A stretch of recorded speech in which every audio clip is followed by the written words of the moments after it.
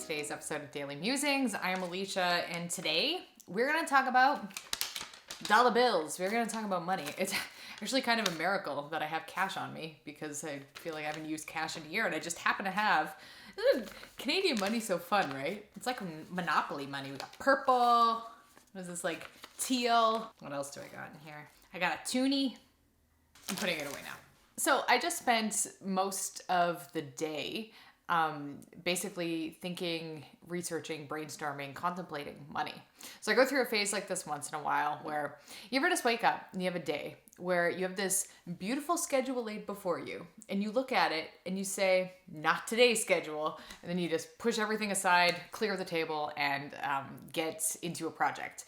So that's what I did today. I got into a little bit of a money project. So I wanted to talk with you guys about money, and I am aware that this is a little bit of a taboo topic to discuss openly. I know that I'm interested in having these conversations with other people, but other people aren't always necessarily interested in having them back with me. So I figure the video format works for that because I can share some ideas from my own financial situation and things that I'm currently working on in order to improve them. The biggest thing that I'm trying to understand and implement is how to not let my living expenses be a massive percentage of my overall income, which has been the case for a long time. And that's often the reason why I tend to feel so much of a financial crunch and like I don't have a lot of time for extra or money for extras, because honestly, like I really don't. I tend to my expenses have always been a little bit high, especially because I don't want to live in a dump. I have a child. There's childcare costs and all these other things. So what has typically happened, I mean, I'm a piano teacher and I'm about 5 or 6 years into my online business. So it is starting to be like normal human salary profitable, but it's still nothing crazy. So just to give you an example, and we'll talk about my 2020 a little bit. So, and I'm going to be totally transparent with you. So my pre-tax income, with my pretty much entirely based on my online business, I did like a few piano teaching sessions, but it was pretty much all my business. I took home $75,000 Canadian before taxes. So once you factor taxes into that, it looks a little bit more like, say, 55 or 60. But then a couple things on top of that. And this is where I show my colors as being bad with money in some ways. One of them, a little bit, not my fault. It was, but I've already talked about this and I don't want to go into it again. I lost about 10 grand in a scam. So there's some right off the top. So let's say that puts us to, if we were at, I'll be generous, if we were at 60 after tax, that takes us to 50.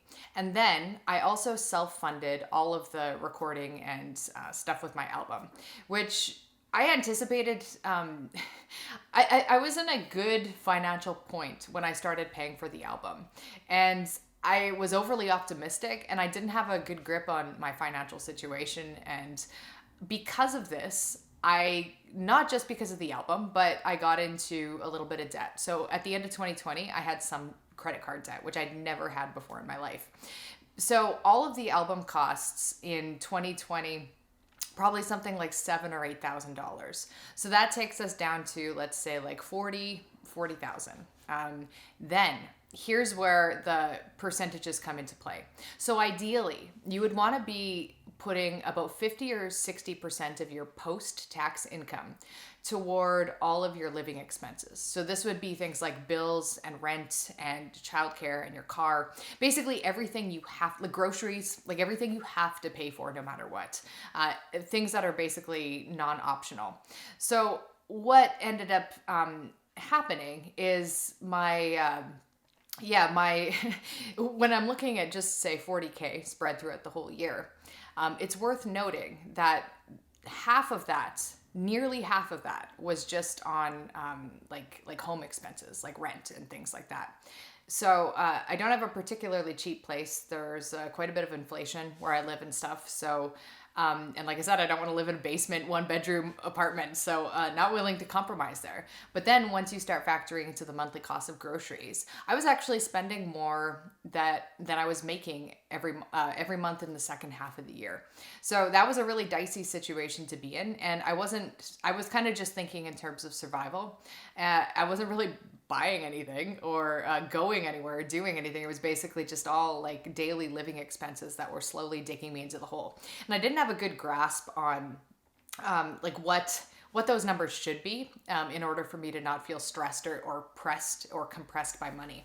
So 2020 was the first year that my online business had like a real profit. But I kind of blew it in a couple ways. So I don't regret recording my album, but I did not plan for it at all. Like I just kind of said, hey, yeah, I'm going to do this one thing. Why not? Let's do it. And I just didn't think about it. I didn't crunch the numbers. And if I would have, I think it might have changed some of my decisions a little bit. But that's neither here nor there. I mean, woulda, coulda, shoulda, not get scammed. That would have made a little bit of a difference too. But so despite last year being my first like real profitable year with my business. It's not that the other years weren't, but it wasn't a livable income on its own. So despite all of that, it was the only year of my life that I ever went into any amount of debt. And fortunately, I've paid it all off by now, which was very, very satisfying. I've put a sizable majority of everything I've earned in the last 4 months of this year into just getting rid of that debt, because like I kind of floated different approaches. Do I just like throw all my money at my debt just to get rid of it as fast as I can? Or do I pay it off slowly and make sure I still have enough for like other regular things, like making sure I'm still able to pay rent every month and stuff like that? And I decided on the like, let's throw all my money at debt approach. And I feel so much better. So I know that I'm not the only one in the world who has been in any kind of debt, like credit card debt. I've never had student loans, so that's not a type of debt that I've dealt with, although those are worse in a lot of ways, it seems like, to deal with. You can't get rid of them. So I feel very good now, even though I haven't mastered my financial situation. At least I'm not in debt, and I'm making not enough to have the buffer that I want to have, but I'm on track to make like a nice normal amount where my living expenses would be roughly 60% of my overall take-home income, which is, I think, the sweet spot that we would all want to be in. So anytime, so my situation was more like essential expenses were 80-90% of my revenue, my income. So I had absolutely no room for savings, no way to save. I had like investing is like, no, there was no room for that. And I had no room for anything. Like I didn't buy clothes. So, or I basically didn't buy anything. So there was no sense of like fun, or like sometimes it's nice to just like be able to buy things, or to be able to buy a book without feeling like, is this really a good idea? Like, should I really spend this $20? So it's not a particularly great place to be, but I felt like wiping out all my debt in one go, like just getting rid of it in about 4 months was the way to go. Because at least now, even though my income isn't that good, like it's not where I want it to be, it's still, I'm not in the hole. So I don't have much, but at least I'm not in the negative. So one thing that I did to, these are some numbers that I did, and I think it would probably be, I would recommend anyone do this, is I calculated, and I keep spreadsheets, so I had all the numbers already, but I added up what all my monthly expenses are that are mandatory. So this is rent, energy, power, like internet, car, like if you're paying car insurance or car payments or anything like that, childcare, if there's any like loan payments or debt payments that you're making, any actually no, I didn't include any entertainment. I'm trying to think. Those were like the main ones. You could even include things like clothing, say if you need clothing for your job or whatever, if you consider that an essential expense. I didn't. And I arrived at a number that was something like, I believe it was $3,800 every month. So in order for that number to be sitting around 60%, I'm going to need I need about $7,000 of post-tax income to be in a comfortable level where I'm making enough to cover my expenses and also to invest and also to save and also to be able to buy a book without feeling crunched for buying a book. So there's two ways that I've approached thinking about this. So on the one hand, I've thought about downsizing. So for example, grocery bills. Can I downsize my grocery bills or my food costs? Can I get rid of takeout, which would be an optional fun expense, and I don't do takeout that often. Can I cut down on subscriptions? Yes, I cut down on a lot of subscriptions. I still have Netflix, but that's like, I think the only one I'm really hanging on to. I cut down my cell phone bill from something like $90 a month to $25 a month. Canada has enormously expensive cell phone plans, but those aren't your only option. So if you're a Canadian and you're locked into like SaskTel or TELUS or Rogers, any of these, they have really high expensive plans, and there are other options. So I just picked up Public Mobile, which is run by TELUS, and I had TELUS before, so it was actually super easy to transfer everything over.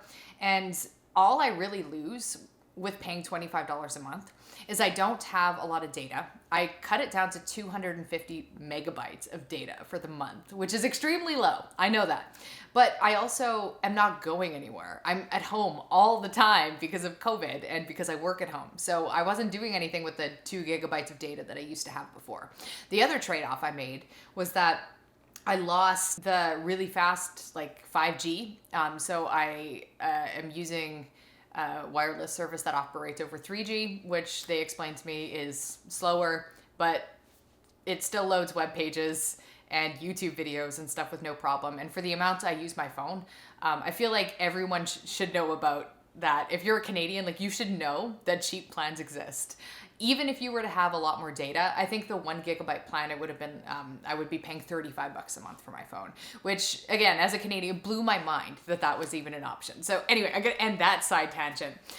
Where were we? So yeah, taking two approaches. One of them is to cut expenses. Is there any part of your budget that you're spending a lot of money on that doesn't need to be like have money spent on it?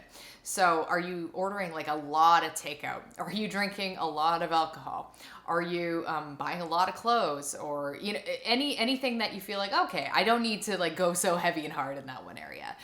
So that's one thing I did is I did a little bit of trimming in terms of my my monthly expenses, and that's beneficial. But that's not the only game I can and want to play, because if I just do the cutting corners route, it's going to be really, really difficult to get, like, I can only get my rent. Like my rent doesn't move, right? And that's my biggest expense. So there's only so low I can get my monthly expenses. But what I can do on the other hand, on the other side of it, is to earn more money. And as an entrepreneur, this is the blessing and the curse is this is entirely, well, not entirely, but mostly within my control. So if I work harder, in theory, I could make more money. Now, it's not that simple. I could work really, really hard and create something that no one really wants to buy. So the effort doesn't always translate into receiving revenue, but it's different than a regular job in that I don't have a steady paycheck. I'm not getting like, $4,000 or $5,000 a month reliably. I can't haggle for a promotion. So one of the blessings and curses, and this is one of the reasons that I haven't done anything like investing or proper saving in my entire adult life. And I'm really kicking myself for not doing that sooner. Man, if I would have started just like putting like $10 into like an RSP or TFSA account so that would be like the Canadian equivalent of a Roth IRA or a 401k, like 15 years ago, like if I would have started that, just tiny amounts of money would have already been compounding. So the earlier you start investing your money, the better, of course. So that's where I have like some financial regrets that I've always felt like I earned too little to think about investing. But I think that even if you're just putting like a little bit aside, like even just a little bit of your income, it's better to do it like sooner rather than waiting as long as I have, or God forbid, even longer. So it's in my plan to not only cut corners in what my expenses are a little bit, but also to increase my monthly income. But and this is what I was wanting to talk about, is the challenge as an entrepreneur, not every one of them, but a lot of us, even people who do consulting gigs and stuff like that, is our income is all over the place. So I'll give you an example because this is a really extreme example. Anytime I do a course launch and I open up a group and I have a bunch of people signing up for like a piano course, I tend to get like a pretty large influx of money at one time. But then there are the months where I'm not doing anything like that, and maybe like business expenses incur. There are some months that I have a lot of expenses. So, for example, the month that I have to pay all my hosting fees and things like that takes a big dent out of my earnings.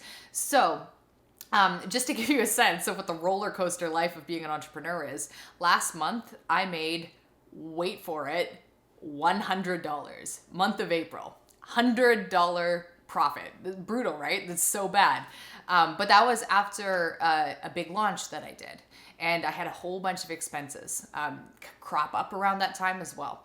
So the month prior, I think post-tax, I made around $20,000. So I went from $20,000 in one month to basically zero in the month following. And that's more or less the pattern that my income takes. And it gets me to last year, like I said, roughly around pre-tax income of about 75K. So one of the excuses I've consistently made over the years is that since I don't have a regular income, and since it always has this fluctuation, it's like, well, I can't really plan for savings and things like that. Like other people are able to set aside 10% of their monthly income on investments, but I can't do that because 10% of $100 is like, what am I going to do? Invest $10 one month and then invest $1,000 the next month.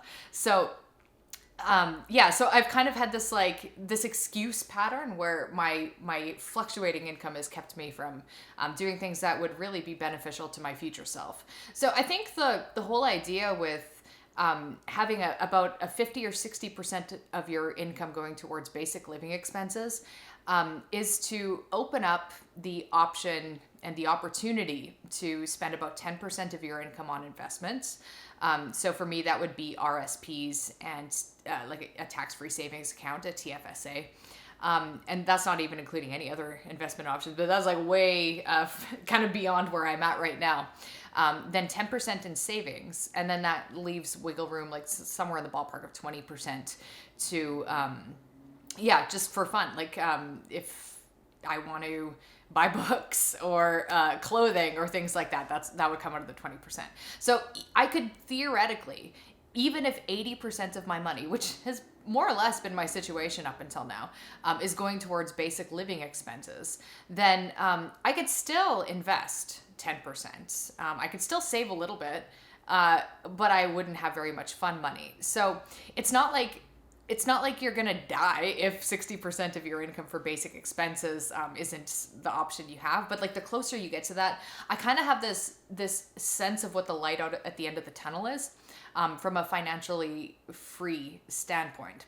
So it's not in my interest to like make a boatload of money, but what I do want to do is make enough money that I'm at that kind of 60% threshold, where I'm making like $7,000, $8,000 a month, so that I can basically have the lifestyle I'm having now, which is pretty modest and ordinary, and be able to not feel any crunch. I think that's the thing that I really want to get out of. And I want to also know that I'm preparing for retirement, that I'm saving for my future, that I'm giving my money lots of time to compound and grow over the years and things like that. So this is what I've been thinking about lately. I realize this has become a long video. I like having discussions about money, and hopefully maybe you've gotten something out of this. And this is exactly the kind of conversation that I think would be difficult to have in person with a friend, like one-on-one. So I appreciate that you've watched this if you've made it this far, and that you've participated in this conversation. And maybe we'll talk about this more. I will recommend a book to you as well that I quite like on this subject, by Ramit Sethi, I Will Teach You to Be Rich. I find it to be a really useful, kind of like a very practical approach to how to start saving, how to start investing, and so on. So that's basically the book I've been working through as I go through all of my numbers and try to figure out what my goals are and things like that. So anyway, thank you for watching again, and I'll catch up with you guys later.